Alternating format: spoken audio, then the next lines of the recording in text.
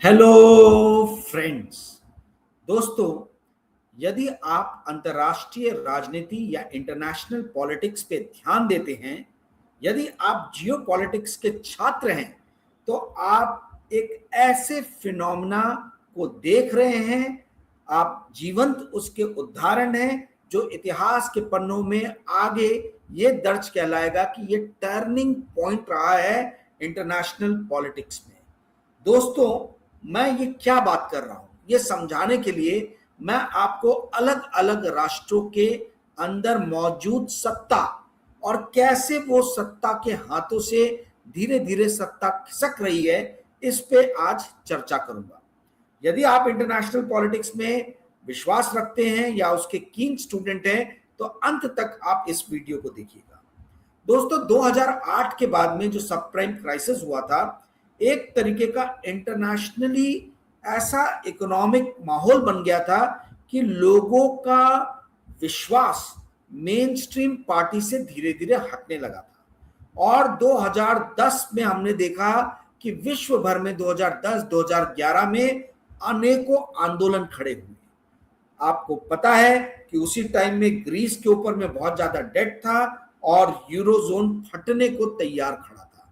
वहीं अरब क्रांति हुई, ठीक है, जिसको जैस्मिन रेवोल्यूशन कहा गया, और उसमें इजिप्ट में हुस्ने मुबारक जो इतने सालों तक थे, लीबिया के अंदर में कर्नल गद्दाफी जो इतने सालों तक शासन में थे, इसी तरीके से कई राष्ट्रों के जो शासक जो सालों से थे, बेन अली थे, ये सारे लोगों को एक एक करके, ट्यूनीशिया के बेन अली काफी सालों से थे, ये सभीयों को जो है आंदोलन में इनकी सत्ता को निस्त नाबूद कर दिया गया। और उसके बाद हमने देखा कि वर्ल्ड ओवर राइट विंग दक्षिणपंथी पार्टियों का जो है वो बहुत ही तेजी से विकास हुआ। और ना केवल ये पिछड़े हुए राष्ट्रों तक ये बात रही, बल्कि जो विकसित राष्ट्र हैं वो भी घोर दक्षिणपंथी शक्तियों के प्रभाव में आए। 2013-14 के बाद से हमने देखा कि अमेरिका में किस तरीके से डोनाल्ड ट्रंप का उदय हुआ। वैसे दोस्तों, जर्मनी जो कि यूरोप की सबसे बड़ी कह लीजिए कि इकोनॉमिक महाशक्ति है, उस जर्मनी में जब एंजेला मर्कल वहां की प्रेसिडेंट थी, चांसलर थी, तब उन्होंने कहावत कही थी, देयर इज नो अल्टरनेटिव, यानी मैं ही मैं हूं और कोई नहीं है। उनके इस कहावत के खिलाफ बिगुल बजाते हुए AFD alternative for Germany, AFG alternative for Germany करके पार्टी का उदय हुआ।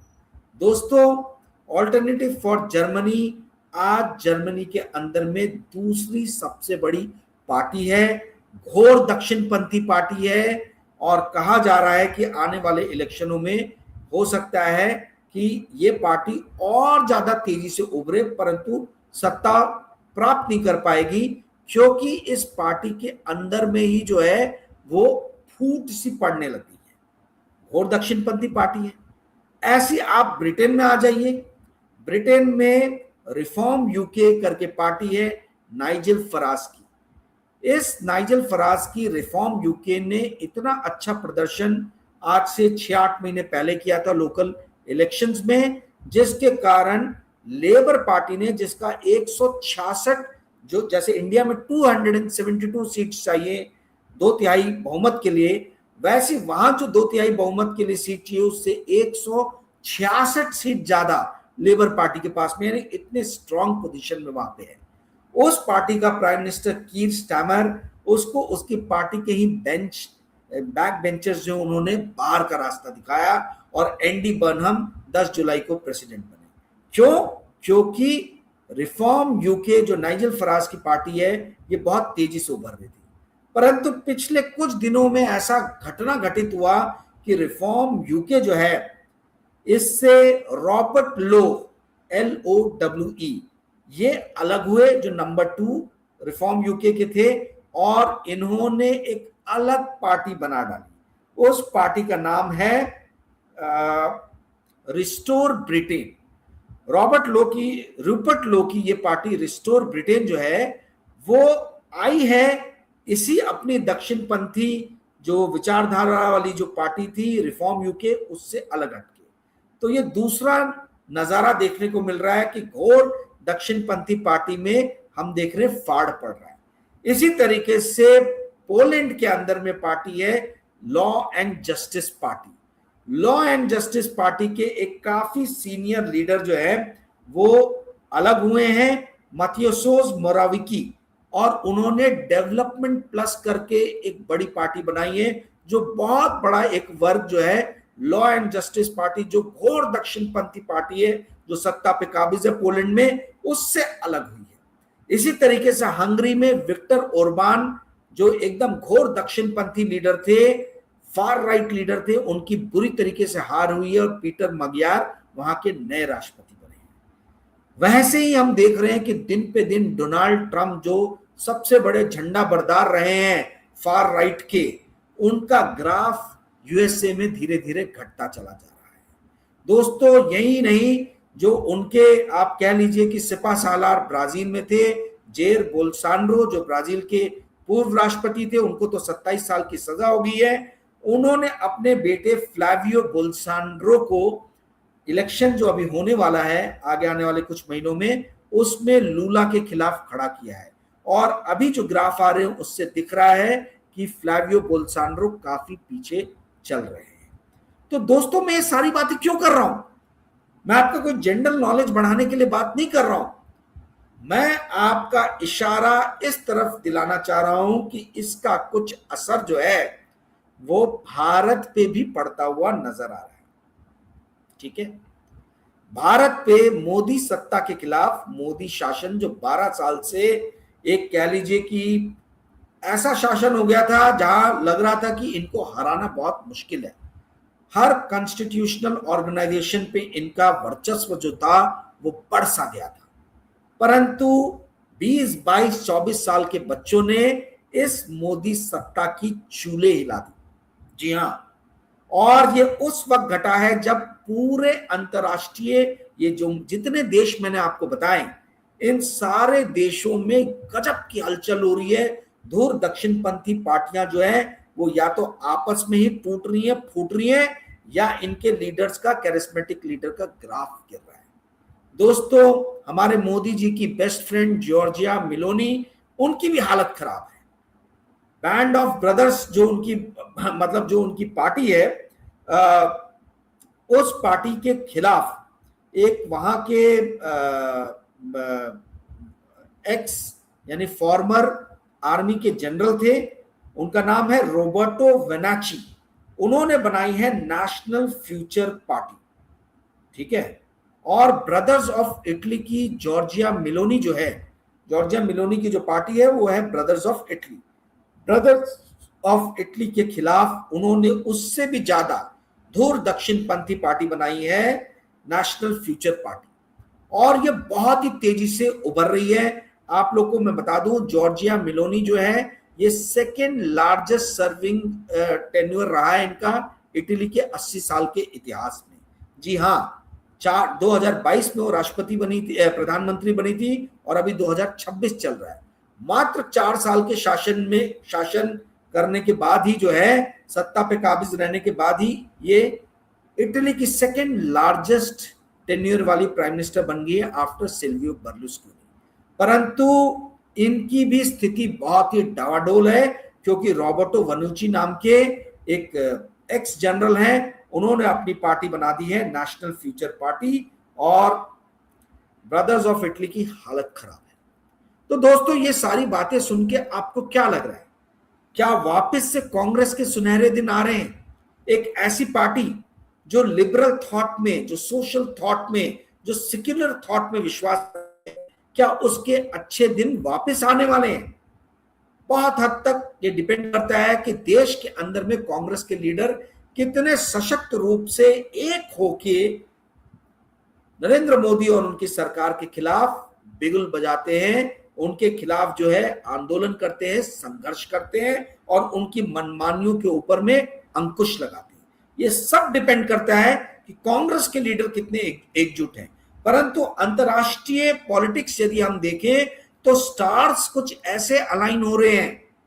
जो वापस से कांग्रेस को या कांग्रेस जैसी विश्व भर में जो दूसरी पार्टियां हैं, जो लिबरल हैं, जो सेक्युलर हैं, जो थोड़ी सोशलिस्ट थिंकिंग की विचारधारा रखती हैं, उनको वापस से सेंटर स्टेज मिलने की संभावनाएं जो है वो वापस से शुरू हो रही है। ये सारे देश के नाम, और बड़े बड़े देश हैं, छोटे देश नहीं है।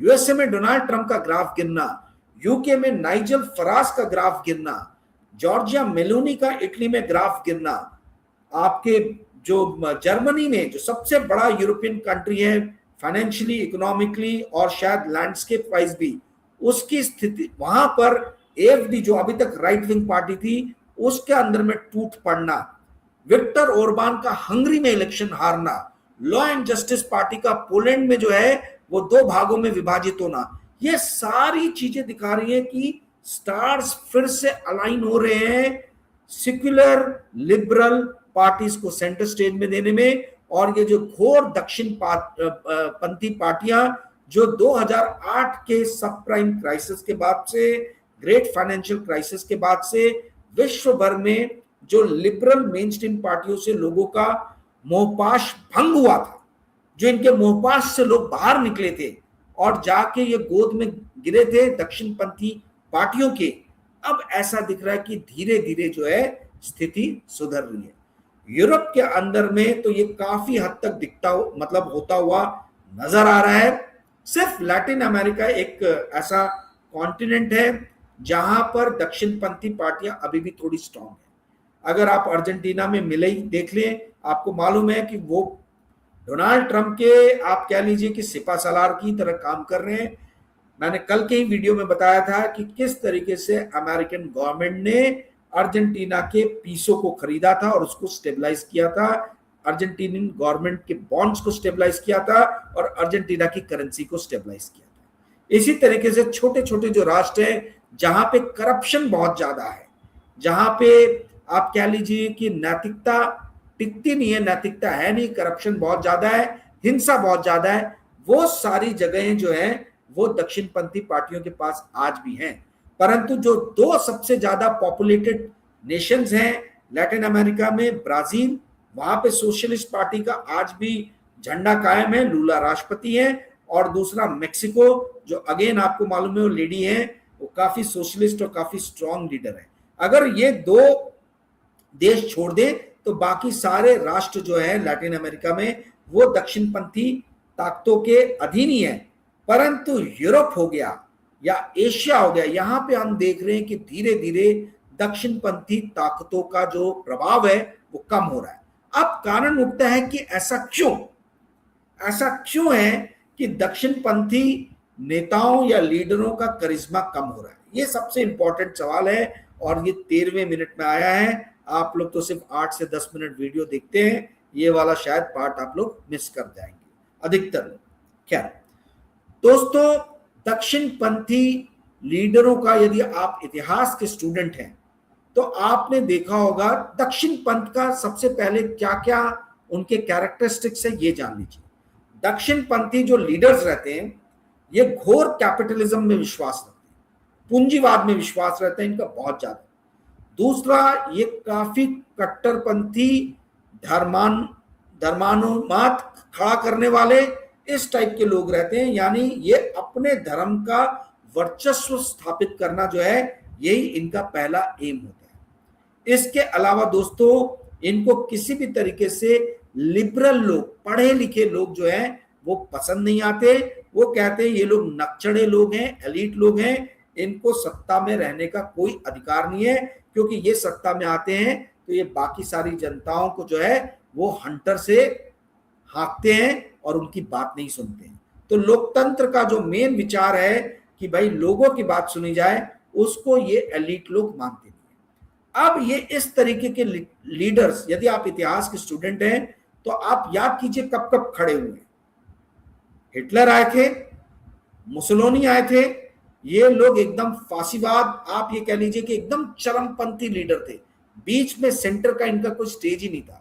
ये तब आए थे जब फर्स्ट वर्ल्ड वॉर के बाद में भयानक रूप से आर्थिक स्थिति जो है वो जर्मनी की, इटली की खराब हो गई थी। जब जब आर्थिक संकट आता है, ध्यान से बात सुनिएगा क्योंकि ये बात कोई नहीं आपको बताएगा। अर्थ और राजनीति का क्या कोरिलेशन है, अर्थ और राजनीति कहां कनेक्टेड होते हैं, क्यों मैं कहता हूं कि ये सियामीज ट्विन है, क्यों मैं कहता हूं कि ये जुड़े हुए जो हैं वो ट्विन्स हैं। इसका कारण ये है कि दोस्तों जब जब आर्थिक स्थिति खराब होती है तो राजनीतिक भूचाल आता है, और जब जब राजनीतिक स्थिति खराब होती है तो आर्थिक भूचाल आता है। हमने देखा कि 2008-9 के ग्रेट फाइनेंशियल क्राइसिस के बाद में किस तरीके से दक्षिणपंथी ताकतों का उदय हुआ, ये मैंने आपको शुरू में बताया। ऐसी फर्स्ट वर्ल्ड वॉर के बाद में यूरोप में काफी सारी दक्षिणपंथी ताकतों का उदय हुआ। ठीक है, तो आर्थिक स्थिति जब भी खराब होती है, बेरोजगारी बढ़ती है, महंगाई बढ़ती है, तो लोगों का मोह भंग होता है मेन स्ट्रीम पार्टी से, और वो ढूंढती हैं एक कैरिस्मेटिक लीडर को, एक ऐसे लीडर को जिसके अंदर में वो सारे सॉल्यूशंस, सारे आंसर्स ढूंढने का प्रयास करती है। ऐसा ही कुछ भारत में हुआ था 2013 में, जब गुजरात मॉडल के नाम पे नरेंद्र मोदी जी जो है, उसमें देश के लोगों ने कुछ सॉल्यूशन जो भी महंगाई की, बेरोजगारी की थी, उनमें ढूंढने का प्रयास किया, और उनको बहुत बड़े मतों से जो है 282 सीटों के साथ में वो उन्होंने सत्ता जो है, सत्ता की चाबी थमा दी। दोस्तों पर उसके बाद क्या हुआ, 12 साल हो गए, करप्शन अपने चरम पे है, जो पॉलिसी पैरालिसिस कहा जाता है वो अपने चरम पे है, ऐसे लेवल पे है कि ब्यूरोक्रेट्स घुमा घुमा के वही बनाए जा रहे हैं, बार बार उन्हीं को एक्सटेंशन दिया जा रहा है, क्योंकि ये लीडर्स इतने डरे हुए हैं कि ये अपने ब्यूरोक्रेट्स पे भी भरोसा नहीं करते। यही कारण है कि संजय मिश्रा जी को एनफोर्समेंट डायरेक्टरेट में 3 से 4 बार एक्सटेंशन मिला। यही कारण है कि रात में आलोक कुमार जी को सीबीआई से बाहर का रास्ता दिखाया गया, और यही कारण है जो कल मैंने बताया था कि रेलवे चेयरमैन बोर्ड की पोस्ट पे सतीश कुमार जी को फिर से तीसरा एक्सटेंशन मिला। इसके पहले राजीव कुमार जी इलेक्शन कमीशन कितने बार आप ध्यान कीजिए कि निर्वाचन आयोग के मुखिया बने, उनका एक्सटेंशन मिला। तो दोस्तों ये चीज इसलिए चल रही है क्योंकि जिनके हाथ में हमने सत्ता की चाबी दी थी, जिनको हमने कैरिस्मेटिक लीडर माना था, पता चला कि ये तो बड़े ही इनसिक्योर लीडर है। ये कैरिस्मेटिक लीडर नहीं है, ये इनसिक्योर लीडर है, डरे हुए लीडर है, और ये सिर्फ कुछ ब्यूरोक्रेट्स को लेके ही शासन चलाना जानते हैं। अब आते हैं मुद्दे की बात पे। मैंने आपको बता दिया कि दक्षिणपंथी ताकतों का उदय जो है वो डायरेक्टली प्रोपोर्शनल है, डायरेक्टली लिंक्ड है कि आर्थिक स्थिति, इकोनॉमिक सिचुएशन कैसी है उस देश में। अब सवाल ये उठता है कि दोस्तों दक्षिणपंथी ताकत का उदय तो हो गया भारत में, इससे निपटारा कैसे मिला जाए? इससे निपटारा मिलने का तब तक जो है वो समाधान नहीं मिल सकता जब तक कि पूरा विपक्ष एकजुट नहीं होगा। पूरे विपक्ष को एकजुट होना होगा और अपनी सारी जो भी उनके बीच में मनमुटाव है उसको थोड़ी देर के लिए दूर करना होगा। दोस्तों आज की डेट में जो सबसे बड़ा जो प्रश्न है विपक्ष के सामने वो ये है कि परिसीमन को कैसे रोका जाए, एसआईआर को कैसे उसके ऊपर में चेक एंड बैलेंस रखा जाए, और कैसे ये अमित शाह जो कि एक नंबर का निकम्मा नकारा गृह मंत्री साबित हुआ है, मणिपुर जलता रहा, 150 किलोमीटर दूर अंदर घुस गए पाकिस्तानी आतंकवादी, पहलगाम में हमारे भारतीय लोगों की शहादत ले ली, और उसके बाद में हमारे नौजवान छात्रों की दिल्ली पुलिस के द्वारा जबरदस्त रूप से जो पिटाई कराई गई, इस अमित शाह के अधीन दिल्ली पुलिस द्वारा जो की गई, इसको ये देश भूल नहीं सकता। ऐसे गृह मंत्री का इस्तीफा क्या विपक्ष ले पाएगा, ये बहुत बड़ा सवाल है, और पूरा देश इस वक्त राहुल गांधी और पूरे विपक्ष की तरफ देख रहा है। Leader of opposition Rahul Gandhi है तो उन पे ज्यादा स्पॉटलाइट है। पूरा देश ये देख रहा है कि आप इस मुद्दे पे कितने सशक्त रूप से खड़े हो। आपने मणिपुर की नाकामयाबी जो थी उस वक्त में अमित शाह को कटघरे में सही तरीके से नहीं रखा, प्रश्न पूछे पर कटघरे में नहीं डाला। आपने पहलगाम में भी इनको पतली गली से निकल जाने दिया। अब यदि अमित शाह पतली गली से निकल जाते हैं तो ये देश की जनता ये मान के चलेगी कि हमारा विपक्ष जो है वो इस लायक ही नहीं है, वो इतना स्ट्रांग ही नहीं है कि जो इनएफिशिएंट मिनिस्टर्स हैं उनसे इस्तीफा ले सके। और ये स्थिति बहुत ही खतरनाक, आप ये कह लीजिए कि मोहभंग होना शुरू हो जाएगा हमारे जैसे लोगों का विपक्ष के ऊपर से। इसीलिए यदि विपक्ष को अपनी सार्थकता बनाए रखना है तो विपक्ष को अमित शाह का इस्तीफा लेना अत्यंत आवश्यक है। ये पहली सीढ़ी है, क्योंकि दोस्तों लोकतंत्र चलता है अकाउंटेबिलिटी पे। अगर अमित शाह अकाउंटेबल नहीं है इस देश के अंदर में लॉ एंड ऑर्डर बना के रखने के लिए, तो उनको कोई हक नहीं है कि वो देश के गृह मंत्री बने रहे। मणिपुर जलता रहा या नींद सोए रहे, नीरों की नींद सोए रहे, पहलगाम में मार दिए गए, नींद सोए रहे। और आज वही भाजपा के लीडर किरण रिजिजू बोल रहे हैं कि अमित शाह शेर है, इनके नाम से जो है टेररिस्ट डरते हैं। अगर टेररिस्ट डरते तो पहलगाम जैसी स्थिति नहीं आती किरण रिजिजू साहब। तो बात वही है कि सारे स्टार्स अलाइन हो रहे हैं फिर से कांग्रेस के सुनहरे दिन लाने के लिए। पर क्या कांग्रेस के खुद के लीडर्स ये स्थिति को लेने के लिए सक्षम हैं? क्या वो विपक्षी पार्टियां एकजुट हैं? क्या वो इस स्थिति का लाभ उठा सकते हैं? ये सोचने वाली बात है।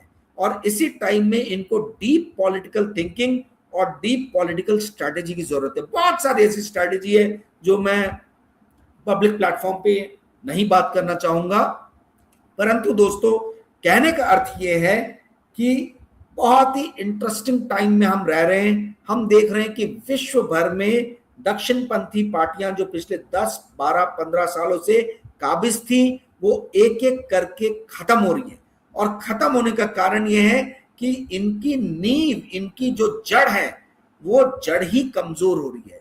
इन पार्टी के जो लीडर्स हैं वो बड़े झगड़ालू किस्म के रहते हैं, और जब उनके पास में झगड़ा करने के लिए कोई और नहीं बचता तो वो आपस में ही झगड़ा करना शुरू कर देते हैं, और पार्टियों के अंदर में फाड़ जो है, दरार जो है वो आनी शुरू हो जाती है। जैसे मैंने आपको एग्जाम्पल दिया ब्रिटेन का, नाइजल फराज का, जैसे मैंने आपको एग्जाम्पल दिया पोलैंड का, लॉ एंड जस्टिस पार्टी का, जर्मनी का, ऑल्टरनेटिव फॉर डेमोक्रेसी का।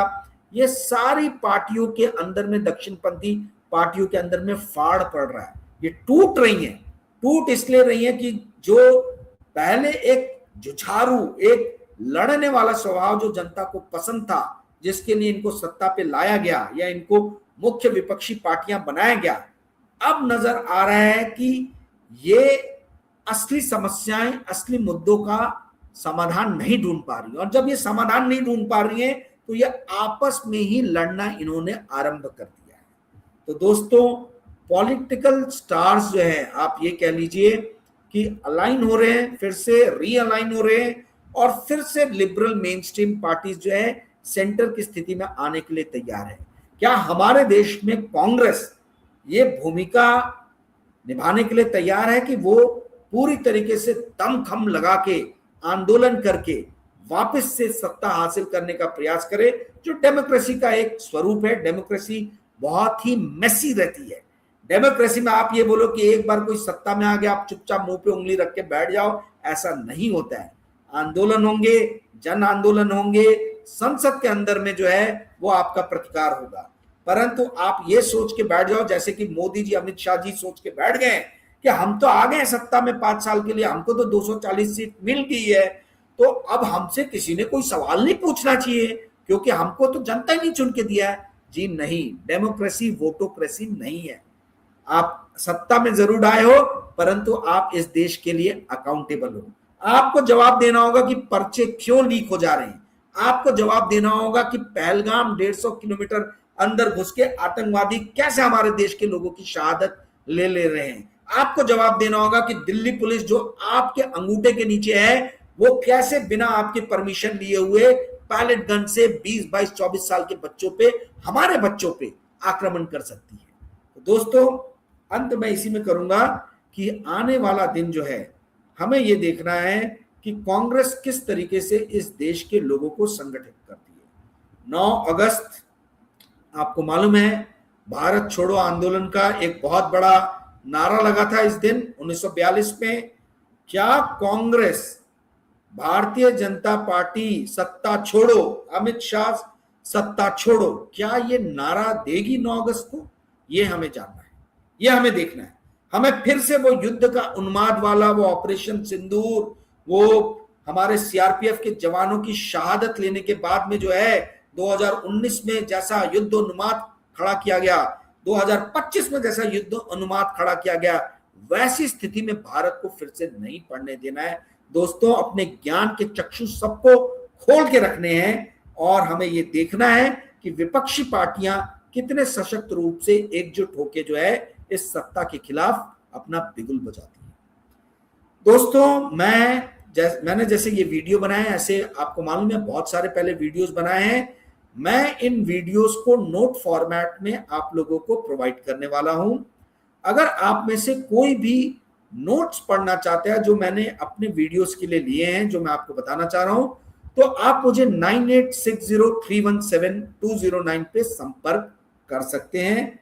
बहुत बढ़िया रहेंगे नोट्स आपके लिए, आपका जनरल नॉलेज बढ़ेगा। इस नोट्स की कीमत जो है मात्र 200 रुपए है, यानी 20 वीडियोस मैं आपको निकाल के दे रहा हूं नोट्स फॉर्मेट में। 10 रुपए एक वीडियो का। 10 रुपए में दोस्तों एक सिगरेट भी नहीं आती है, चाय भी बड़ी मुश्किल से मिल रही है। तो मैंने जान के बहुत सस्ता रखा है। इस चीज का आप ज्यादा से ज्यादा फायदा उठाएं और अपने नॉलेज कर्व को बढ़ाएं। उम्मीद है दोस्तों आज का वीडियो आपको पसंद आया होगा। यदि पसंद आया होगा तो कृपया करके इस वीडियो को लाइक और शेयर कीजिएगा और अपने मित्रों के साथ इस चैनल को साझा कीजिएगा। Thank you friends, good night, bye.